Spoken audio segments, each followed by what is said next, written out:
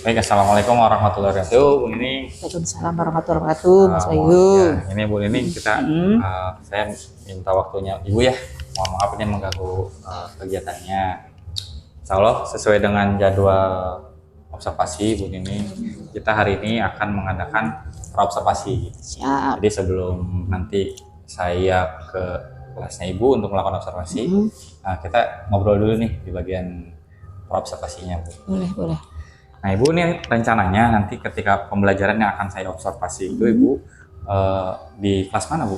Kelas 11 Agritan, AT1. 11 AT1 ya, Bu?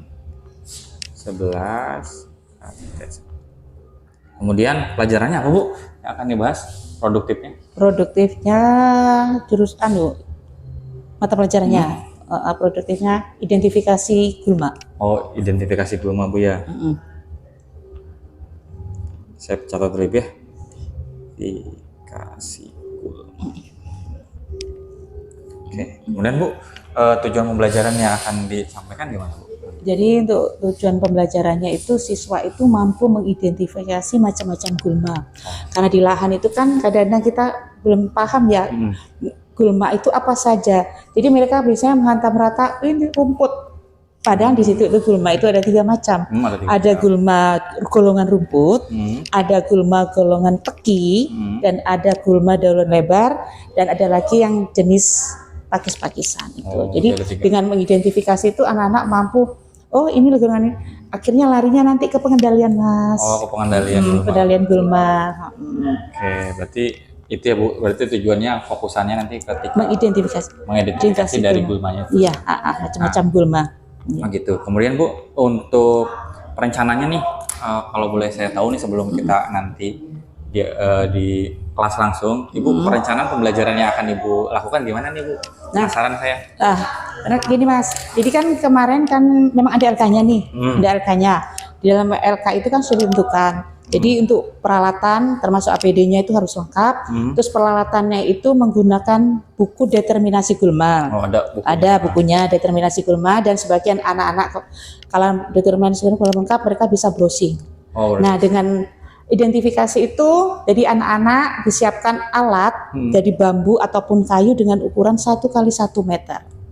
Nah, karena kan untuk mengidentifikasi kan tidak hanya satu tempat ini, jadi mereka menyiapkan ada yang di kandang kemarin, ada yang di ujung sana, karena biasanya kadang-kadang tuh dekat dengan kandang, mereka dekat dengan kandang itu banyak gulma daun lebar, yang di sebelah sini banyak gulma rumput, yang di sebelahnya mungkin ada banyak teki. Jadi kemarin itu dengan mengidentifikasi gulma, mengambil contoh gulma yang dominan. Oh gitu. 5 contoh gulma yang dominan yang berada di dalam. Jadi mereka itu sudah mau dilempar aja, setelah dilempar kotak kayu tadi, dilempar, diambil gulma yang paling dominan di situ. Oke, berarti modelnya mau disampling gitu, Bu ya? Ya, disampling. Nah. Oh, berarti ini menarik banget, Bu ya. Nanti berarti mereka di lapangan langsung, kemudian melempar sampling. Iya. Itu kegiatannya nanti, Bu, rencananya apakah berkelompok atau enggak? Berkelompok, kita sebagai kelompok per kelompok, iya. Terus pembagian kelompoknya gimana, Bu, rencananya? Dari pembagian kelompok itu saya memberi kebebasan mereka. Memberi kebebasan, jadi ada putra dan putri. Nanti yang putri nanti bagian kita kan mengidentifikasi nanti sampai morfologinya, sampai nama gulmanya sendiri, nama latinnya, kemudian morfologinya itu bentuk daunnya bagaimana, bentuknya bunganya bagaimana, akarnya bagaimana, sampai menggambar gulmanya termasuk sampai menggambar gulma. Iya. Seharusnya itu Mas, setelah gambar gulma mereka melakukan, mungkin minggu depan saya mau lakukan ini, membuat herbarium kering gulma. Oh, herbarium. Untuk mengidentifikasi, jadi mereka paham, oh ini gulma tahunan, gulma. Oke, berarti di situ produknya dapat, Bu ya? Iya. Produknya nanti berupa herbarium. Tapi kemarin kan belum sempat ke herbarium, hanya mengidentifikasikan gulma macam apa saja yang dia. Oke, berarti begitu, Bu. Terus, Bu, yang ingin saya juga penasaran nih, nanti di bagian observasi fokusan yang Ibu ingin jadi fokusan di observasi itu apa, Bu? Jadi area pengembangan yang hendak Ibu capai gitu. Jadi kan banyak tuh ya, kan apalagi produktifnya dari pagi sampai sore, Bu ya. Itu benar-benar full produktif gitu. Nah, dalam observasi nanti Ibu tuh rencananya yang ingin Ibu fokuskan observasi untuk ada peningkatan atau enggaknya itu di bagian mana, Bu? Biar nanti saya kan bisa bisa lebih fokus, oh berarti ini yang akan saya amati? Kalau untuk pengembangannya sih ini ke siswanya atau ke saya? Ke siswa maupun ke proses pembelajaran.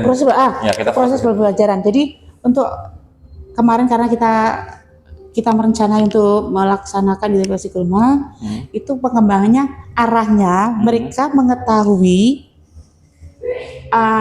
jenis produk obat-obatan herbisida apa saja yang sesuai untuk pengendalian gulma tadi. Kan ada gulma tahunan, nah ada gulma semusim. Tapi dengan identifikasi gulma itu dengan nama-nama sudah, oh ini termasuk gulma tahunan, golongan teki. Dan yang paling susah untuk dikendalikan adalah golongan teki. Jadi anak-anak memahami, oh banyak golongan teki Bu, ternyata tidak, ini harus mengendalikannya menggunakan Gramoxone. Macam-macamnya kan ada obatnya Mas. Beda-beda.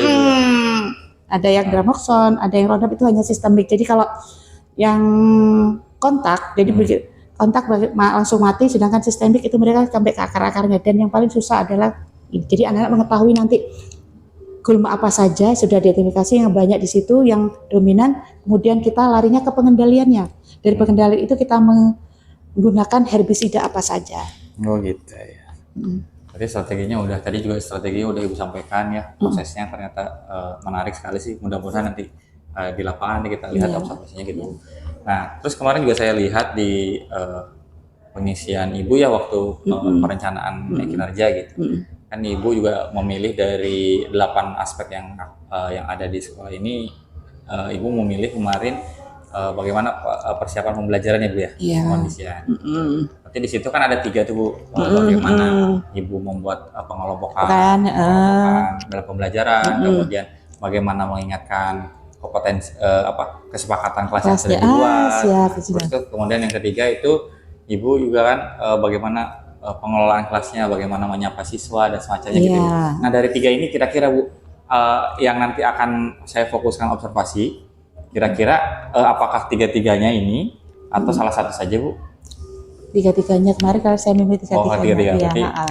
Dalam ini yang paling itu sepertinya kesepakatan kelas Mas. Selama ini kan kita belum seperti kesepakatan kelas anak yang siswanya terlambat itu bagaimana. Biasanya kan tidak ada nih, tidak dicatat, hanya sekedar komunikasi begini aja kan ngomong dah.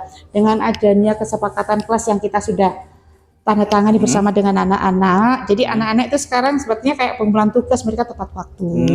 Oh berarti udah ngebahas itu ya? Iya, di kelasnya Ibu ya belajarnya? Iya, kesepakatan. Terus biasanya mereka kalau APD-nya tidak lengkap, Bu, alasannya banyak.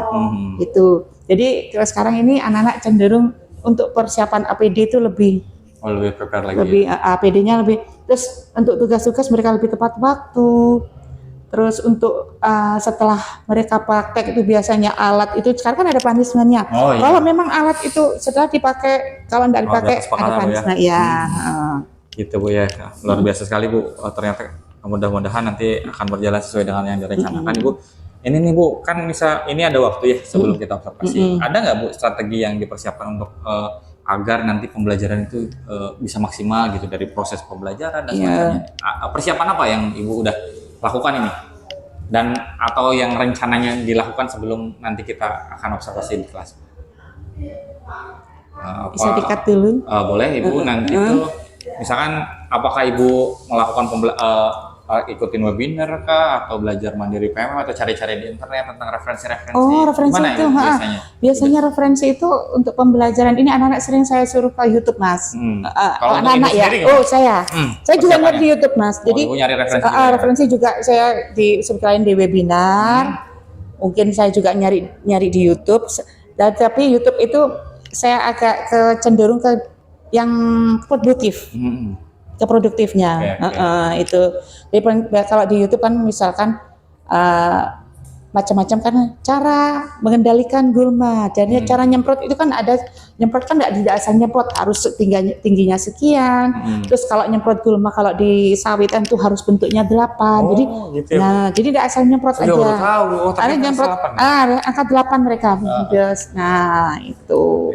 Terus pengukuran herbisidanya sekian, ukuran kan ada perhitungannya masing-masing itu. Jadi selain webinar itu saya Kak ngambil dari referensi dari YouTube dan buku-buku yang lain. Sama komunitas Ibu kali ya. Sesuai dengan mata pelajaran saya juga sih sebenarnya Mas. Ya berarti insya Allah ini udah siap banget ya Bu Iya, untuk kegiatan pembelajaran yang mudah-mudahan apa yang Ibu cita-citakan dan harapkan itu tercapai semua. Iya. Terus dan Mbak juga Mas, ini yang di PMM itu saya kan sudah download semua nih.